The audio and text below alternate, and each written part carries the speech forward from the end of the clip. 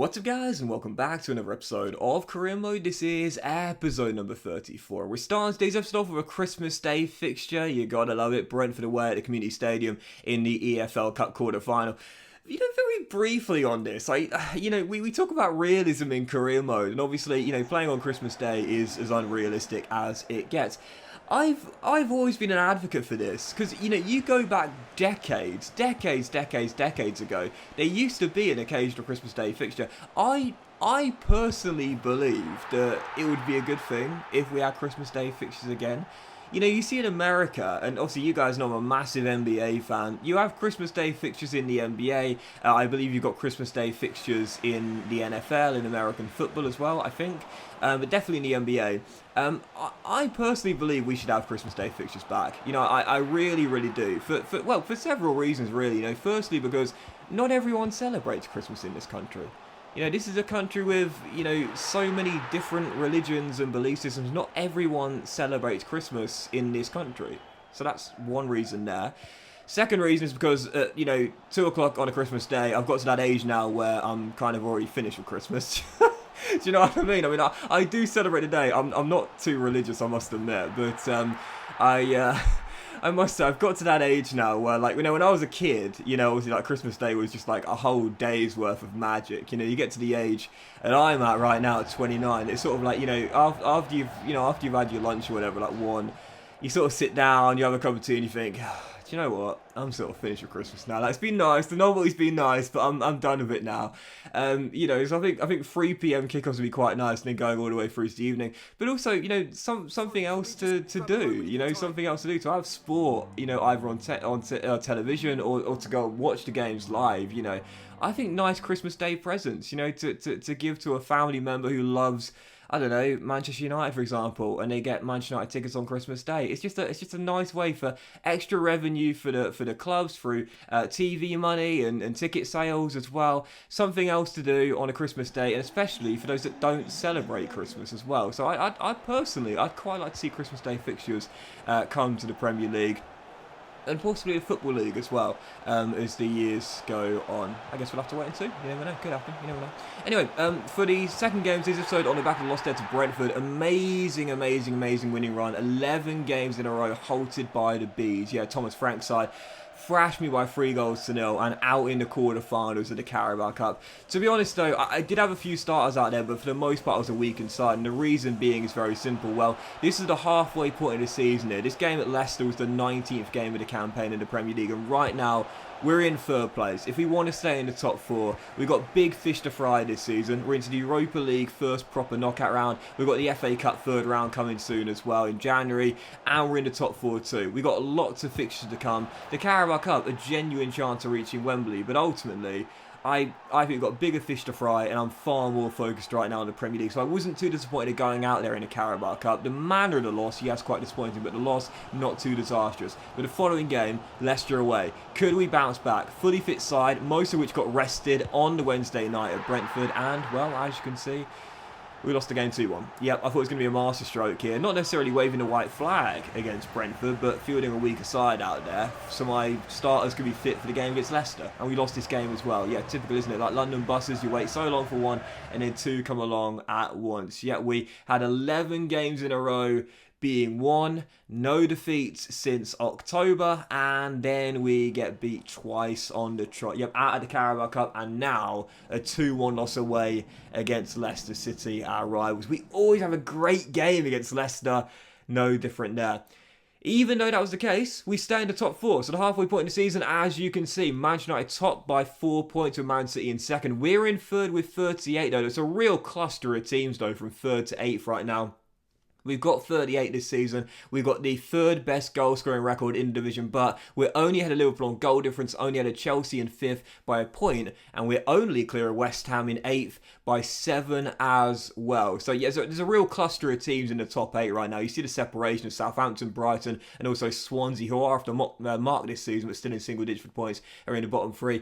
Tony leading the way in the race to the Golden Boot, 18 in 19. God, I would love to get him another Golden Boot in his first first thing to say was Foden leads the way in terms of assists this year, and Henderson going for back-to-back Golden Gloves is still top of the charts with 7 in 19. Right now there's a big cluster of teams in the top 8, so I have to say this season I feel very confident regardless of what happens we're not going to take a step back, even though we've just lost their back-to-back out of the Carabao Cup, big loss away against our rivals Leicester. I don't think we're going to take a step backwards, even as a whole half of the season left to play. I feel very confident we'll be able to keep ourselves in Europe for the foreseeable future. But, we were in the Europa League this year. I want to keep making progression. I'd love to see us battle into the top 4. That's where we are right now. If we're going to do that, I talk about it a lot. Consistency is the name of the game. So you see our fixtures for January here. These are all winnable fixtures. So we need to start and bounce back right now. First game of January, third one today. Crystal Palace away at Selhurst Park, and on the back of back-to-back losses. You ever go into a game and you think, I am going to destroy these guys? Yeah. I mean, this was just one of those games. I mention it every now and then, like, you just feel like you're going to put the sword to them.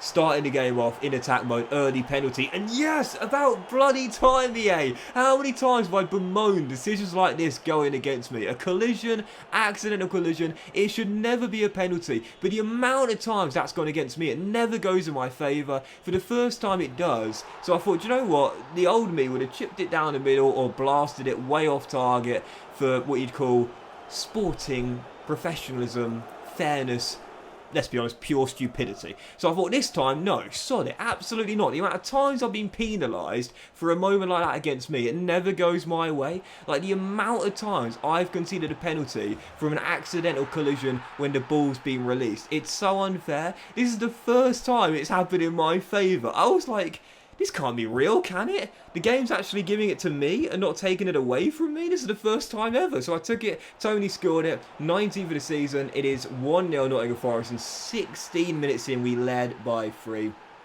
Taiwo got his first in the Premier League this season. All of his goals have come in Europe or the Cup this year. He got his first in the Premier League, making it 2-0, and then 16 minutes in, Brennan Johnson makes it 3. And I guess after we saw the red mist in the first quarter of an hour, I thought, okay, alright, we've got a 3-goal lead. Let's just see the game out. Once again, I talked about this in the last episode. Dominating possession and seeing the game out and killing the game. Sometimes you've just got to do it. Like, sometimes you've got to be sensible. And I know that games like that, you could keep on scoring, keep on going for goals, but you risk allowing the AI to get back into games. Sometimes you just got to know when the job is done. Job's done, you got the win, you got the goals, well done. Now just pass the ball around and see the game out. Exactly what we did there. Didn't concede a shot. Why is that? Well, we had 72 possession after scoring our early 3 goals and just saw the game out. Sometimes you've got to know when to just kill it. So, following game, back to winning ways there against Crystal Palace. Newcastle United at home. Eddie Howe's side, always a tough team to face, either home or away. And heading into the game, they had the first couple of chances in the game as well. Great save by Henderson, giving it 0-0. And on the stroke of the half-time mark here, Kevin Campbell and Goncalo Guedes standing over a free kick. The Portuguese forward strikes it, and we clear it off the line through Saliba. Still 0-0, and fortunately at the break we were still tired as well. Didn't play very well, needed to get out of blocks in the second half. Very slow start to the second half, hadn't really created any chance at all. With 80 minutes to go, one great one here. Marcus Tavernier slides through Ivan Toney, who rolls it across to Jesse Lingard, who gets, I believe, his 3rd of this season. I don't know what I'm going to do with Jesse Lingard. We are now in the January transfer window, but even more limited game time than last season. I think I'm going to let him go personally. He's out of contract at the end of the season, and I think I'm going to let him go. If a club wants to take on a pre-contract, that's totally fine. I won't try and keep him and talk it round. He is now in his early to mid-30s. He is decreasing at 77 rated. We've lost more than Gibbs White, yeah, don't get me wrong, but I'm okay with Lingard going. I think we are okay without him. You know, in the first season, he was quite a crucial member for me. He scored a lot of big goals, but now I think we can do alright without Jesse Lingard, to be honest. So I'm okay letting him go and continue to look for those younger players. Even so, whilst he scored the opener, we couldn't hold on to the win. Yeah, Newcastle would level it towards the end. A rebound goal scored by Kalajic. Oh man, I can never pronounce that name. As Newcastle tied it and made it 1-1. Definitely deserved it as well. You know, I always say I present the highlights package very thoroughly. I was really poor in that game, guys. To be totally honest, I scored 3 in the game against Crystal Palace. I'm going to add more in that game there.